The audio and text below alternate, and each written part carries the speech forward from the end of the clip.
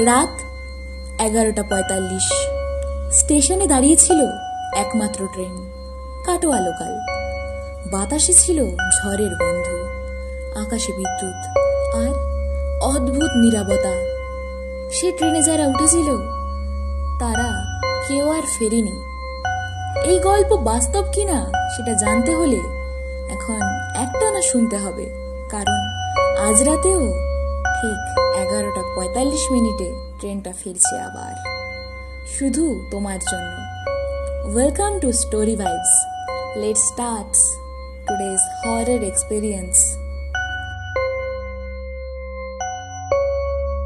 ঝড় উঠেছিল রাত 10টা নাগাদ। আকাশ কালো করে মেঘ জমেছিল। বিদ্যুৎ এমন শব্দে গর্জন করছিল যেন ওপরে কেউ রাগে থরথর করে কাঁপছে। স্টেশন মাস্টার একবার প্ল্যাটফর্মের দিকে তাকিয়ে বলেছিল, এমন রাতে তো কেউই আসে না, কিন্তু আজকেও সেই ট্রেনটা ছাড়বে 11:45 কাটোয়া লোকাল। স্টেশনের বাতিগুলো কাঁপছে হাওয়ায়।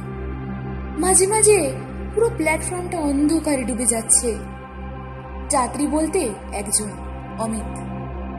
কলকাতার এক সফটওয়্যার কোম্পানিতে চাকরি করে সে। ওই দিন একটু দেরি হয়ে গিয়েছিল তার, তাই শেষ ট্রেনটাই ভরসা ছিল। সিগন্যাল জ্বলে উঠল, ট্রেন ঢুকলো স্টেশনে। অদ্ভুত এক নিস্তব্ধতার মধ্যে, কারো চিৎকার নেই, কিচিরমিচির নেই, শুধু ধাতব চাকার ঠক ঠক আওয়াজ।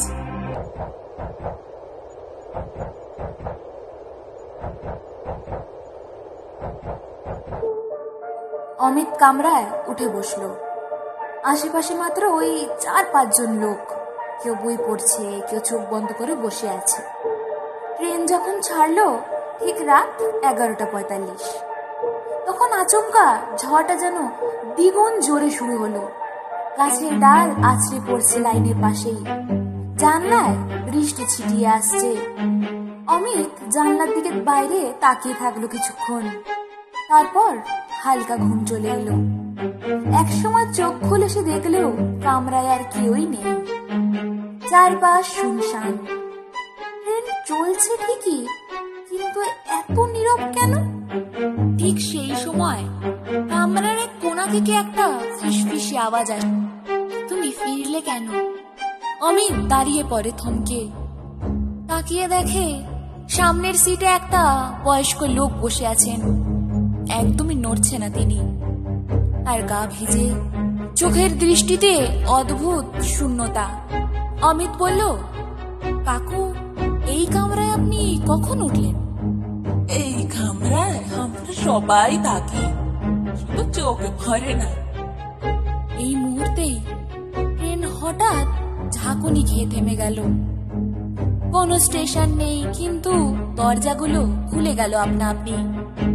ঝড়ের গর্জনের মাঝখানেই অন্ধকারে 2 মহিলা উঠে এলো কামরায়। সাদা শাড়ি পরা, চুলটা ভিজে, জল গা বেয়ে পড়ছে।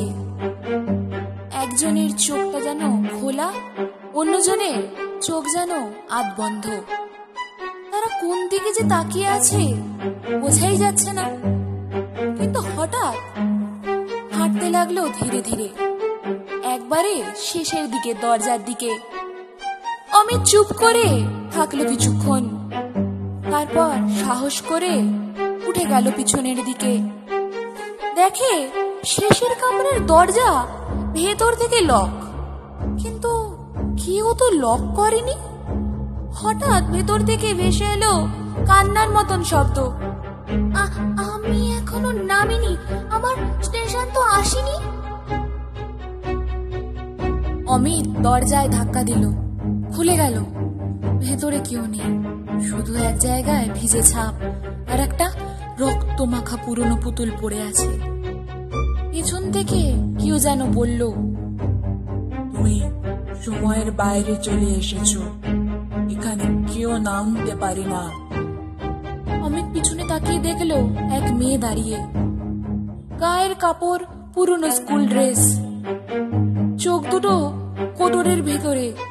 সে হেসে বলল, আমার নাম অর্পণা।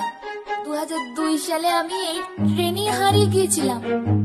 এখন তুমিও হেসছো, ভালো লাগছে। ট্রেন চলছে, জানলার বাইরে তাকিয়ে অমিত দেখে কোনো রাস্তা নেই, স্টেশন নেই, কেবল অন্ধকার।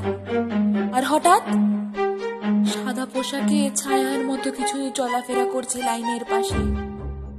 কিছুক্ষণ পর অ্যানাউন্সমেন্ট আসে, নেক্সট স্টপ শ্মশান ঘাট। শব্দটা স্পষ্ট, রোবোটিক, কিন্তু ঠান্ডা ঠান্ডা গা ছমছমে করে দেয়। অমিত এক লাফে উঠে পড়ে। ট্রেনের ড্রাইভার কোথায়?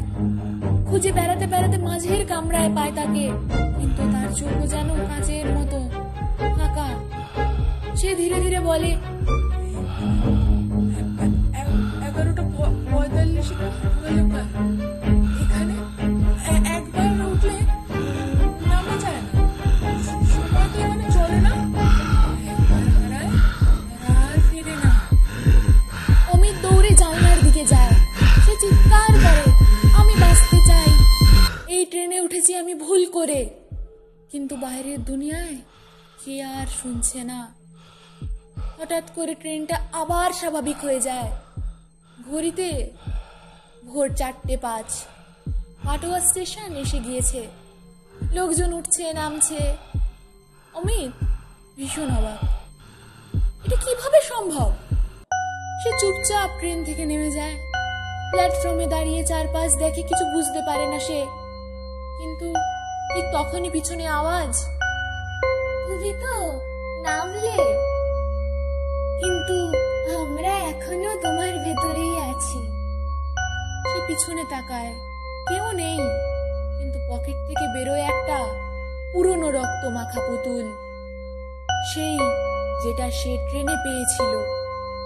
পরদিন সংবাদপত্রের হেডলাইন, ঝড়ের রাতে 11:45 কাটোয়া লোকাল ট্রেন বাতিল ছিল।